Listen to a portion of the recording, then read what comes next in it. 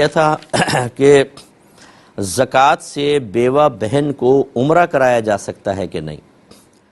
دیکھیں، پہلی بات تو یاد رکھیں کہ زکوٰۃ کی صحیح ادائیگی کے لیے کسی شرعی فقیر کو اس کا مالک بنا دینا لازم ہوتا ہے۔ اگر آپ نے مالک نہیں بنایا بلکہ زکوٰۃ کے پیسہ کسی طرح اس پہ استعمال کر دیا، جس کو مباح کرنا کہتے ہیں، تو اس سے زکوٰۃ ادا نہیں ہوتی۔ مثال کے طور پہ میں نے زکوٰۃ کے پیسے سے کھانا بنوایا، غریبوں کو بلایا اور کھلا دیا بس، تو اس سے زکوٰۃ ادا نہیں ہوگی کہ کھانا ان کے لیے مباح کیا ہے، انہیں کھانے کا مالک نہیں بنایا۔ ہاں، اگر میں ایسا کرتا کہ زکوٰۃ کے پیسے سے کھانا بنوا لیتا، پھر پیکٹس وغیرہ جیسے بنتے ہیں اور وہ پھر میں شرعی فقیروں میں تقسیم کر دیتا، تو جتنے کے وہ پیکٹ بنے ہیں اس کے مطابق زکوٰۃ ادا ہو جاتی۔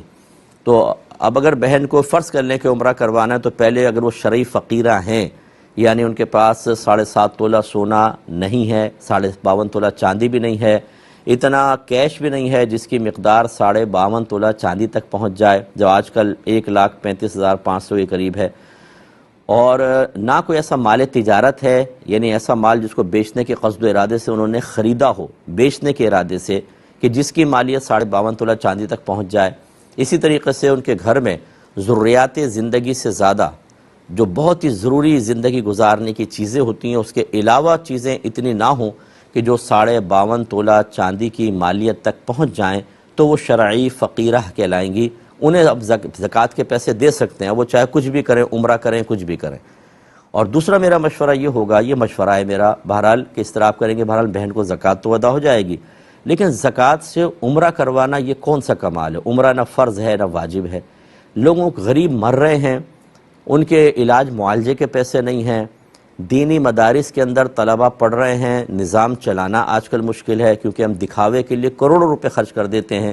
لیکن صحیح دین سکھانے والے ادارے چل رہے ہیں، ان میں فنڈ دینے کے لیے ہم تیار نہیں۔ ہمارے گھر میں قاری صاحب آتے ہیں، اگر وہ 2,000 روپے بچے کی ٹیوشن کہہ دیتے ہیں تو اس کو کم کروا کے 500 پہ لے آئیں گے، لیکن اے لیولز کے ٹیچر کے لیے ہم 25,000 ہزار 40,000 ہزار روپے دینے کے لیے تیار ہیں۔ جب دین کی قسم پرسی کا عالم یہ ہے، حالانکہ دین کا تعلق دیکھا جائے تو اللہ تعالیٰ سے ہے، اور اللہ تعالیٰ محتاج نہیں ہے، لیکن اس کے باوجود اس نے دین کی خدمت، مسجد کی خدمت ہم انسانوں کے سپرد کر دی ہے۔ اب معاملات یہ چل رہے ہوں کہ اتنی اشد ضرورت ہے، آپ صرف ایک عمرہ کروا دیں، عمرہ کر کے بہن کریں گی کیا؟ مسئلہ یہ، ناراض مت ہوں کوئی بہن ایسی ہوں کہ مفتی صاحب ایسی بات کہہ رہے ہیں، لیکن اور یہ بھی میں نے، ایک صاحب نے مجھ سے کہا جی میں عمرے کرواتا ہوں، بہت سارے لوگوں کو میں نے گزارش کی کہ یہ بتائیے جن کو آپ کرواتے ہیں وہ ہیں کون لوگ؟ کیا وہ نماز بھی پڑھتے ہیں کہ نہیں پڑھتے؟ ایک قریب شخص نے بیٹھے ہوئے کہا کہ وہاں جا کے تو لوگ نماز تک نہیں پڑھتے، ایسے لوگ تو یہ نہ جا کے نماز پڑھتے ہیں، نہ روزہ رکھتے ہیں، اور وہاں جا کے بس مکہ مدینہ دیکھا، یہی نہیں پتہ کہ شرعی مسائل کیا ہیں، پہلے کم گناہ تھے نام اعمال میں، وہاں گئے اور کثیر گناہ کیے، اور زیادہ نام اعمال میں گناہ، اور پھر واپس آ کر اس عمرے کو کیش کرنا، جاتے بھی کیش کرنا، عمرے پہ جا رہے ہیں، صاحب کوئی پھل دے رہا ہے، کوئی فروٹ دے رہا ہے، کوئی ہار ڈال رہا ہے، یعنی ریاکاری، پھر آ کے اس کو سنانا ہر جگہ، اسے کیش کرنا کہ اب ہم تم لوگوں سے افضل ہو گئے کیونکہ ہم عمرہ کر کے آ گئے،